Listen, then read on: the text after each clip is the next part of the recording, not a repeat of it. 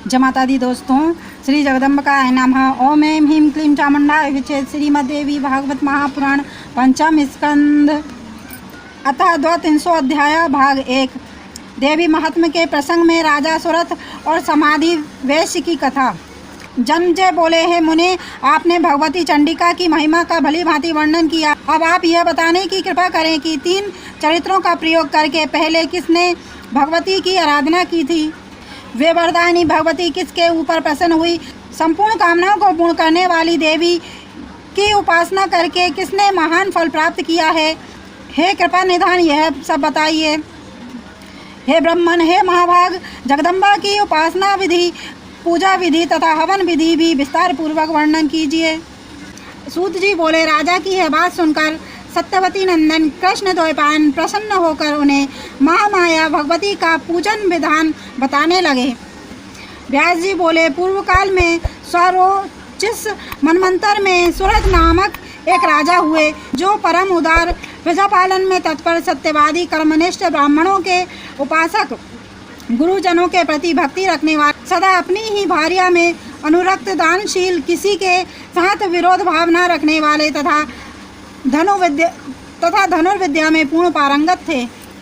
इस प्रकार प्रजापालन में तत्पर रहने वाले राजा सुरथ से कुछ पर्वतवासी मलेच्छरों ने अनायास ही शत्रुता ठान ली। हाथी, घोड़े, रथ तथा पैदल सैनिकों से सुसज्जित चतुरंगिणी सेना लेकर अभिमान में चूर वे कोलाविंधसी सुरथ के राज्य पर अधिकार करने की लालसा से वहां आ पहुंचे।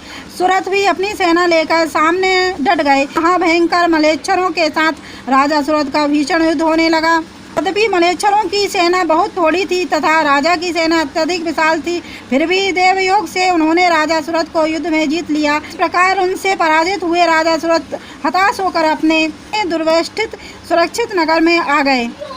तत्पश्चात प्रतिभा संपन्न तथा नीति विशारद राजा सुरथ अपने मंत्रियों को शत्रु पक्ष के अधीन देखकर अत्यंत खिन्नमस्तक होकर विचार करने लगे कि मैं खाई तथा किले से सुरक्षित किसी बड़े स्थान पर रहकर समय की प्रतीक्षा करूं अथवा मेरे लिए युद्ध करना उचित होगा। मेरे मंत्री शत्रु के वशीभूत हो गए हैं, इसलिए वे अब परामर्श करने योग्य नहीं रह गए हैं, तो अब मैं क्या करूं। वे राजा सुरथ पुनः मन ही मन विचार करने लगे, कदाचित वे पापी तथा शत्रु के साथ मिले हुए मंत्री मुझे पकड़कर शत्रुओं को सौंप देंगे, तब क्या होगा।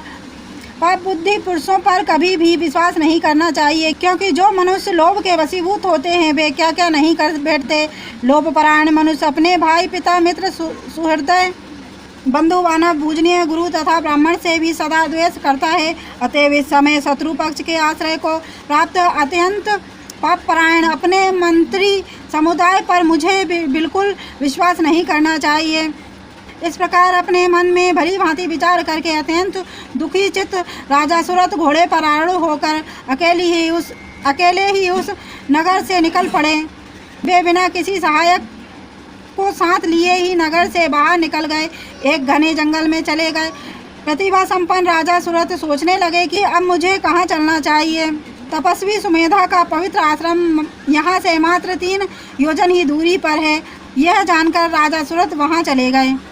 बहुत प्रकार के वृक्षों से युक्त नदी के तट पर विराजमान, बैर भाव से रहित होकर विचरण करने वाले, पशुओं से समन्वित, कोयलों की मधुर ध्वनि से मंडित, अध्ययनरत शिष्यों के स्वर से निनादित, सैकड़ों मृग समूह से घिरे हुए, भली भांति पके हुए, निवारण से परिपूर्ण, सुंदर फल फूल से लदे हुए, पादपों से सुशोभित, होम के सुगंधित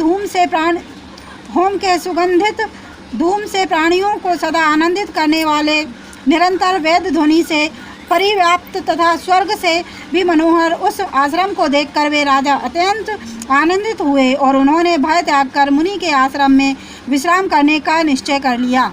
तत्पश्चात अपने घोड़े को एक वृक्ष में बांधकर उन्होंने विनम्रतापूर्वक आश्रम में प्रवेश किया। वहां उन्होंने देखा कि मुनि एक साल वृक्ष की छाया में मृग चर्म के आसन पर बैठे हुए। उनकी आकृति शांत है, तपस्या करने के कारण उनका शरीर क्षीण हो गया है, उनका स्वभाव अति कोमल है। वे शिष्यों को पढ़ा रहे हैं, वे वेद शास्त्रों के तत्वदर्शी विद्वान है, क्रोध लोभ आदि विकारों से मुक्त है, सुख दुख आदि द्वंद्वों से परे हैं, ईर्ष्या रहित हैं, आत्मज्ञान के चिंतन में संलग्न हैं, सत्यवादी तथा जितेंद्रिय हैं। उन्हें देखकर अश्रुपूरित नैनों वाले राजा सुरथ प्रेम पूर्वक उनके आगे दंड की भांति भूतल पर गिर पड़े।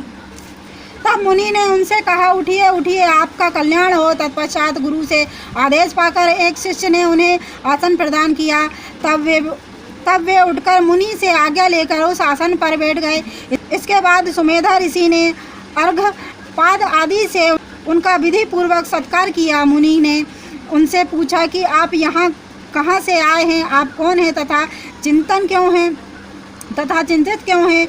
यहाँ आने का जो भी कारण हो उसे आप यथोचित बताएं। आपके आगमन का प्रयोजन क्या है? आप अपने मन के विचारों को अवश्य बताइए। आपका कोई असाध्य मनोरथ होगा तो उसे भी मैं पूर्ण करूँगा। जय माता दी दोस्तों, और देवी भागवत की महिमा सुनना अगर आपको पसंद है तो चैनल को लाइक एंड सब्सक्राइब करें। धन्यवाद।